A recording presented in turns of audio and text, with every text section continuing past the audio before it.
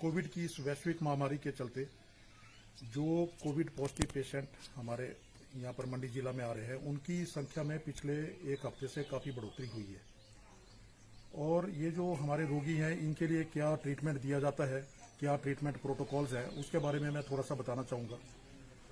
जो positive patient हमारे पास declare होता है, कन्फर्म्ड पॉजिटिव आ जाता है, उसको 3 तरह का ट्रीटमेंट दिया जाता है। एक तो होम आइसोलेशन में ट्रीटमेंट दिया जाता है, दूसरा डेडिकेटेड कोविड हेल्थ सेंटर में, और तीसरा डेडिकेटेड कोविड हॉस्पिटल में।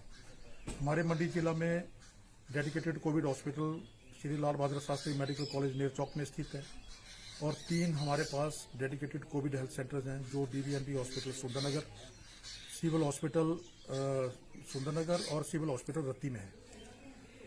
जो रोगी हमारे होम आइसोलेशन में रखे जाते हैं, तो उनको वो लक्षण रहित होते हैं या उनके कम लक्षण होते हैं, उनको होम आइसोलेशन में रखा जाता है, या जिसके घर में रहने की व्यवस्था नहीं है, सेपरेट टॉयलेट नहीं है, उसको डेडिकेटेड कोविड केयर सेंटर में रखा जाता है, जो हमारा मंडी के पास सदियाना में स्थित है। जो मॉडरेट डिजीज वाले लक्षण वाले जो पेशेंट होते हैं, मॉडरेट कोविड डिजीज, उनको डेडिकेटेड कोविड हेल्थ सेंटर में भेजा जाता है, जो DBMB सुंदरनगर, MCH सुंदरनगर और सिविल हॉस्पिटल रत्ती में स्थित है।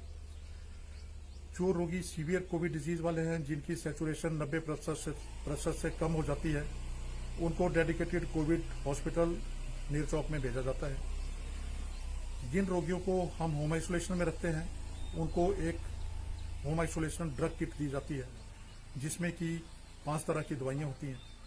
10 गोलियां उसमें पैरासीटामोल की होती है। अगर रोगी को बुखार आ रहा है तो पैरासीटामोल की 1 गोली ली जाती है। 10 कैप्सूल उसमें डॉक्सीसाइक्लिन के हैं, जो 1 सुबह 1 शाम 5 दिन तक। 10 टेबलेट्स आइबरमेक्टिन, जो 1 सुबह 1 शाम 5 दिन तक। और उसमें 30 गोलियां जिंक की होती हैं, डेली 1 गोली महीने तक। और 60 गोलियां विटामिन C की होती हैं, 1 गोली सुबह 1 शाम महीने तक। जिन रोगियों को ऑक्सीजन सप्लीमेंटेशन की जरूरत होती है, उनको होम आइसोलेशन से डेडिकेटेड कोविड हेल्थ सेंटर में भेजा जाता है। उनको भी यही दवाइयां दी जाती हैं, साथ में ऑक्सीजन उनको सप्लीमेंट की जाती है। अगर वहां पर ऑक्सीजन सप्लीमेंट करने के बावजूद उनकी स्थिति में सुधार नहीं होता है, फिर उनको डेडिकेटेड कोविड हॉस्पिटल नेरचौक में भेजा जाता है। और उसके बाद कुछ और जो मेडिसिन है, जैसे इंजेक्शन रेमडेसिविर है, इंजेक्शन इनॉक्सापेरिन है, इंजेक्शन डेक्सामेथासोन है, और दूसरे कुछ एंटीबायोटिक के इंजेक्शन होते हैं, या कुछ दूसरी भी दवाइयाँ सपोर्टिव ट्रीटमेंट के लिए दी जाती हैं, वो वहाँ पर दी जाती हैं। ये जो इंजेक्शन रेमडेसिविर है, इसकी कोई कमी नहीं है। 625 इंजेक्शन आज की तारीख में श्री लाल बहादुर शास्त्री मेडिकल कॉलेज में अवेलेबल है।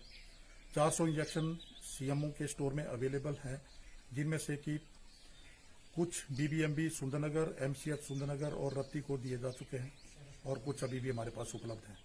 सोशल मीडिया पर देखने में आ रहा है कि लोग तरह तरह की अफवाहें फैला रहे हैं, लोगों के मन में भ्रांतियां आ रही हैं, लोग घबरा रहे हैं।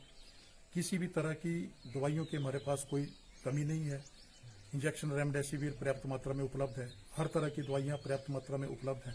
ऑक्सीजन की हमारे पास अभी तक कोई कमी नहीं है। जितने भी रोगी आ रहे हैं, उनको बिस्तर मिले और बिस्तर के साथ ऑक्सीजन भी मिले, इसका हमारे पास उचित प्रबंध है। भविष्य में भी जैसे रोगियों की संख्या में बढ़ोतरी हो रही है, तो इस बढ़ोतरी को भी देखते हुए हम लोगों ने और प्रशासन, जिला प्रशासन मंडी ने मिलकर और भी व्यवस्था कर दी गई है, जिसमें से कि बंगरूटू में एक 100 बिस्तरों वाला एक pre fabricated make shift hospital 3-4 दिन में शुरू होने वाला है, और राधा स्वामी सत्संग मंडी में भी एक 200 बिस्तरों वाला ऑक्सीजन युक्त pre fabricated make shift hospital अगले 1 हफ्ते के अंदर शुरू होने वाला है।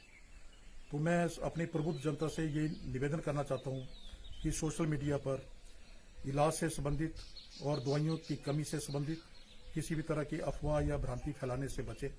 स्वास्थ्य विभाग को अपने कर्तव्यों का पूरी तरह से पता है कि कब किस रोगी को कैसा इलाज देना है, तो अपना इलाज जो है वो SOPs के हिसाब से ही करवाएं। अपने आप इधर उधर के इलाज न लें। जो स्वास्थ्य विभाग इलाज दे रहा है, उसी में विश्वास रखें और उसको अपनाएं।